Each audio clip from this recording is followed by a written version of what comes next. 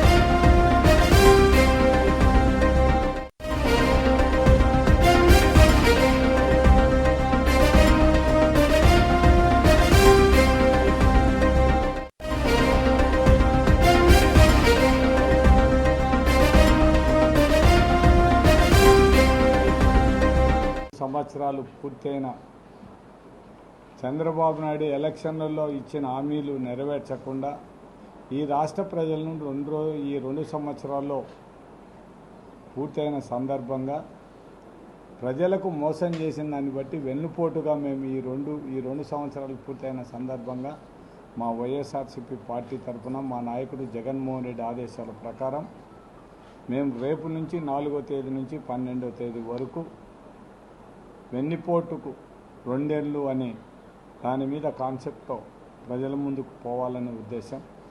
Telugu Desam party ఎలక్షన్ల ముందు ఇచ్చిన హామీలను ఒక్కసారి ప్రజలు చెప్పి ప్రజలు ఏ విధంగా చంద్రబాబు నాయుడు తెలుగుదేశం పార్టీ ఏ విధంగా మోసం చేసిందనేది చెప్పాలని, ప్రజలకు అన్ని విషయాలు చెప్పాలనే ఉద్దేశంతోనే ఈ 4వ తేదీ నుంచి 12వ తేదీ వరకు ఈ కార్యక్రమాన్ని కూడా 2 ఏళ్లకు వెన్నుపోటు అనే కార్యక్రమం రేపటి నుంచి మొదలు పెట్టడం జరుగుతుంది.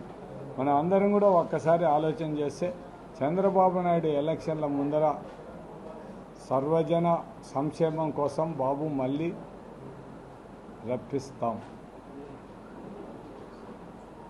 యువతకు 20 లక్షల ఉపాధి అవకాశాలు, లేదంటే నెలకు 3,000 నిరుద్యోగ భృతి, స్కూల్కు వెళ్ళే ప్రతి ఒక్క విద్యార్థికి ఏడాదికి 15,000, ఎంతమంది పిల్లలు ఉంటే అంతమంది పిల్లలకి ఎటువంటి ఆంక్షలు లేకుండా ఈ రాష్ట్రం నుండే చదువుకునే పిల్లలకు అందరు కూడా ఎటువంటి ఆంక్షలు పెట్టకుండా ఏం పెట్టకుండా ఎంతమంది పిల్లలు ఉంటే అంతమందికి 15,000 రూపాయలు డబ్బులు ఇస్తామని చెప్పడం జరిగింది.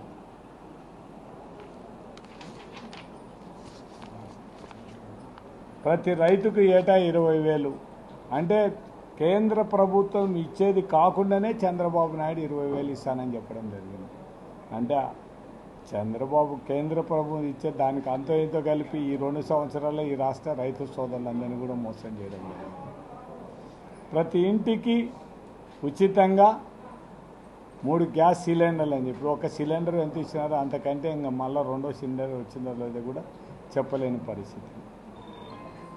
ప్రతి మహిళలకు స్త్రీశక్తి కింద 19 సంవత్సరాల నుంచి 59 సంవత్సరాలు ఉన్న ప్రతి ఒక్క స్త్రీకి కూడా నెలకు 1,500 డబ్బులు ఇస్తామని చెప్పింది.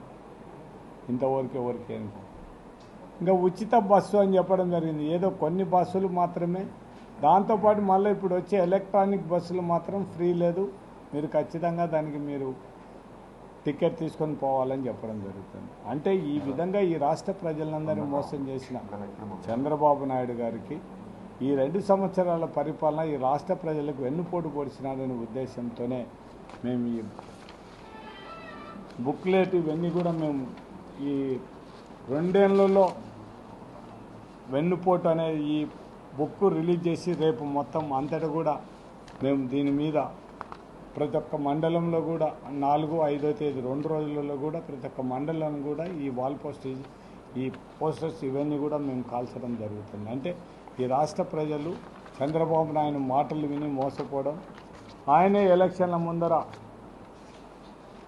బాబు షూరిటీ భవిష్యత్ గ్యారంటీ, కానీ బాబు షూరిటీ ఒకవేళ ఉండొచ్చినందుకు మోసం గ్యారంటీ అని మాత్రం చంద్రబాబు నాయుడు దాన్ని సార్థకం చేసినాడు. కాబట్టి మనం దాన్ని చంద్రబాబు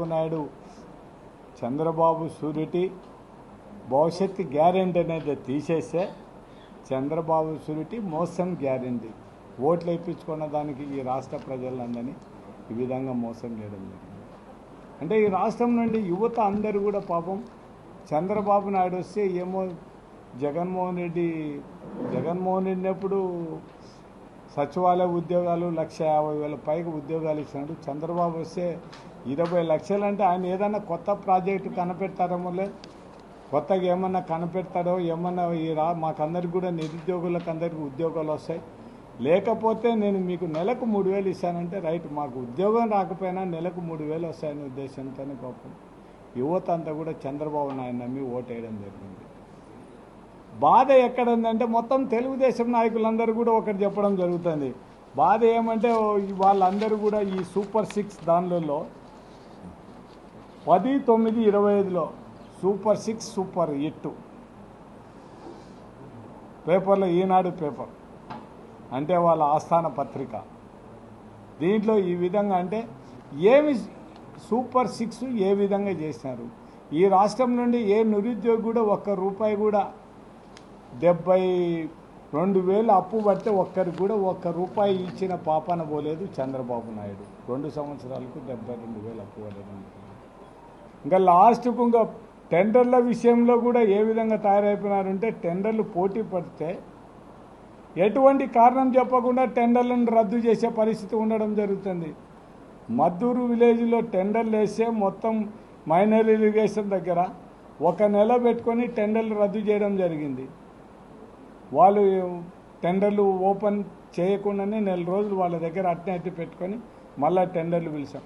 మళ్ళీ టెండర్లు వేసి అది కూడా 4-5 రోజుల్లో టెండర్లు పిలిచి ఎవరికి తెలియకుండా కూడా పోటీలు వన్నే తర్వాత ఇప్పుడు పోటీలు ప్రతి ఒక్క వర్కుకు పోటీ పడుతుంది. కాబట్టి ఖచ్చితంగా అధికారులను మేము కోరేది ఒకటే, పోలీస్ శాఖ ఊదమంటుంది, న్యాయశాఖ కోర్టుకు రమ్మంటుంది, ఆర్థిక శాఖ ఫైన్ కట్టమంటుంది.